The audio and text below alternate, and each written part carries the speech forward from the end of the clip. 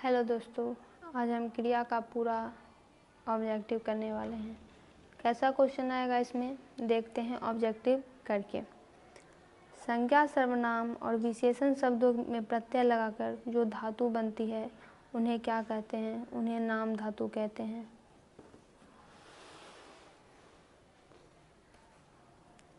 वह घर पहुंच गया।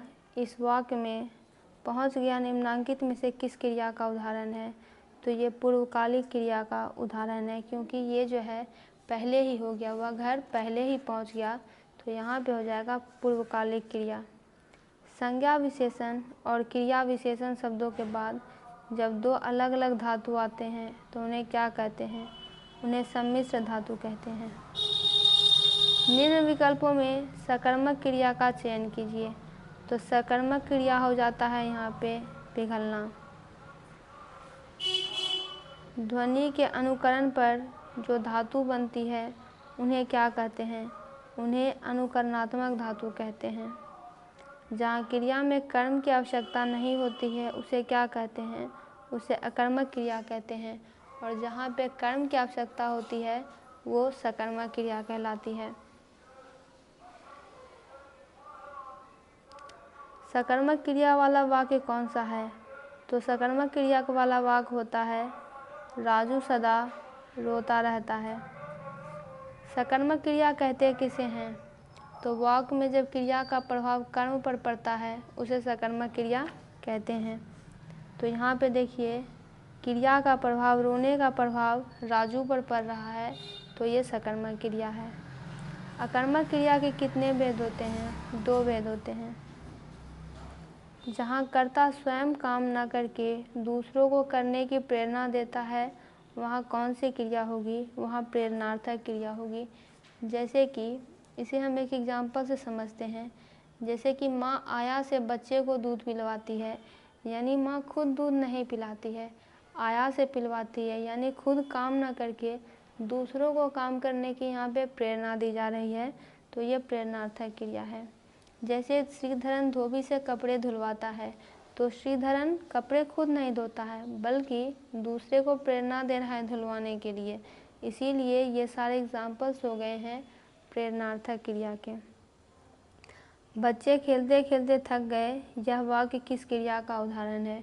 यह असमापिका क्रिया का उदाहरण है, क्योंकि यहाँ पे खेलते खेलते आ रहा है। कर्म के अनुसार या रचना की दृष्टि से क्रिया के कितने भेद होते हैं? तो दो भेद होते हैं। पहला होता है अकर्मक क्रिया, दूसरा होता है सकर्मक क्रिया। अकर्मक किसे कहते हैं ये भी पूछा जा सकता है। तो जिस वाक्य में क्रिया का कोई कर्म नहीं होता बल्कि उसका प्रभाव कर्ता पर पड़ता है तो वो अकर्मक है। और सकर्मक वो होती है कि जब क्रिया का प्रभाव कर्म पर पड़ता है तो वो सकर्मक हो जाती है। क्रिया या धातु के अंत में जो प्रत्यय लगकर क्रिया बनती है उसे क्या कहते हैं? उसे कृदंत क्रिया कहते हैं। किस क्रिया का अपना अर्थ नहीं होता है? रंजक क्रिया का अपना अर्थ नहीं होता है। धातु के बाद या प्रत्यय जोड़कर कौन सी क्रिया बनती है? द्वितीय प्रेरणार्थक क्रिया बनती है। धातु के बाद आ प्रत्यय जोड़कर कौन सी क्रिया बनती है? प्रथम प्रेरणार्थक क्रिया बनती है। आयुषी रोते रोते सो गए। यहाँ पे देखिए खेलते खेलते था, यहाँ रोते रोते है, तो ये असमापिका क्रिया होगी। वृत्ति किसे कहते हैं? वृत्ति भावसूचक क्रिया को कहते हैं। कृदंत क्रिया के कितने भेद होते हैं? तो इसके 4 भेद होते हैं।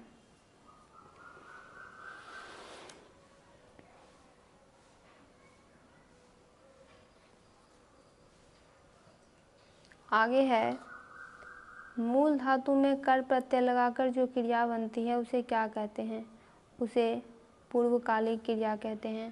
पूर्वकालिक क्रिया को आप थोड़ा और समझिए कि जब मुख्य क्रिया से पूर्व कोई अन्य क्रिया होती है वो पूर्वकालिक होती है। इसमें मुख्य रूप से कर या कर के प्रत्ययों का प्रयोग होता है। जैसे खा कर, देखिए यहाँ पे कर लिखा भी गया है, पी कर, देख कर, करके आदि। भावसूचक क्रिया के कितने भेद होते हैं? तो 5 भेद होते हैं। किताब रख कर चले जाओ, वाक्य में कौन सी क्रिया है? आज्ञा सूचक क्रिया, क्योंकि उसे आज्ञा दिया जा रहा है, ऑर्डर दिया जा रहा है कि किताब रखो और जाओ। कार्य के आधार पर कितने भेद होते हैं क्रिया के? तो कार्य, कर्म, रचना एक ही बात होती है, दो भेद होते हैं। पहला होता है अकर्मक, दूसरा होता है सकर्मक। अब है कि सकर्मक क्रिया के कितने भेद होते हैं? आप चाहें तो लिख लें। सकर्मक क्रिया के दो भेद होते हैं। पहला होता है एक कर्मक क्रिया और दूसरा होता है द्विग कर्मक क्रिया। आपको ज़्यादा डिटेल में नहीं जाना है, बस नाम भर याद रख लीजिए। काम का नाम बताने वाले शब्द को क्या कहते हैं? उसे तो क्रिया कहते हैं। क्रिया के रूप किसके अनुसार परिवर्तित होते हैं, यानी किसके हिसाब से बदलते हैं? तो ये लिंग के अनुसार भी, वचन के अनुसार भी, पुरुष के अनुसार भी। राम सोता है, यह कौन सी क्रिया है? राम सोता है अकर्मक क्रिया होगा, क्योंकि यहाँ पे कोई कर्म नहीं है।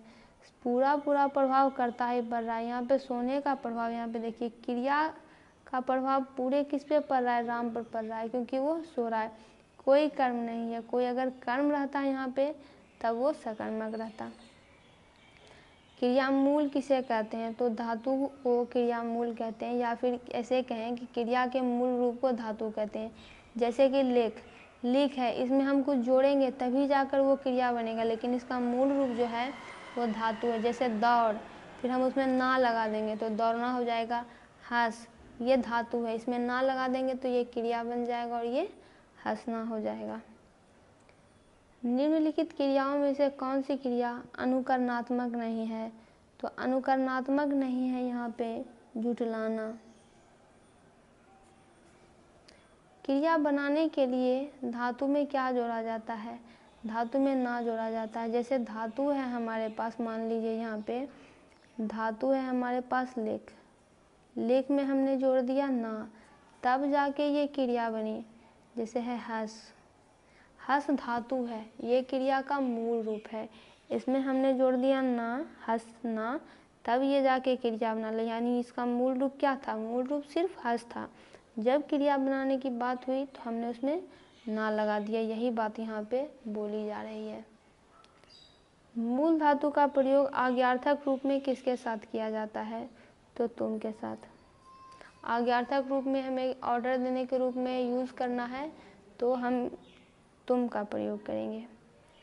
निम्न में से किस वाक्य में अकर्मक क्रिया है? तो गेहूँ पिस रहा है, क्योंकि इसमें कोई कर्म नहीं है। क्रिया का पूरा प्रभाव जो है कर्ता पर ही पड़ रहा है। जैसे वो पिस रहा है और गेहूँ पर ही पूरा भार है। यहाँ पे और कोई चीज़ है नहीं। मूल धातु कैसी होती है? तो मूल धातु क्या कहलाती है? धातु, और धातु होती है स्वतंत्र। निम्नलिखित में से किस वाक्य में अकर्मक क्रिया? तो ज्योति रोती है, रोने का पूरा प्रभाव ज्योति पर ही पड़ रहा है, तो अकर्मक क्रिया है। नाम धातु में किस प्रत्यय का योग होता है? तो आ प्रत्यय का योग होता है। दोस्तों, इसका पूरा ऑब्जेक्टिव कंप्लीट हुआ।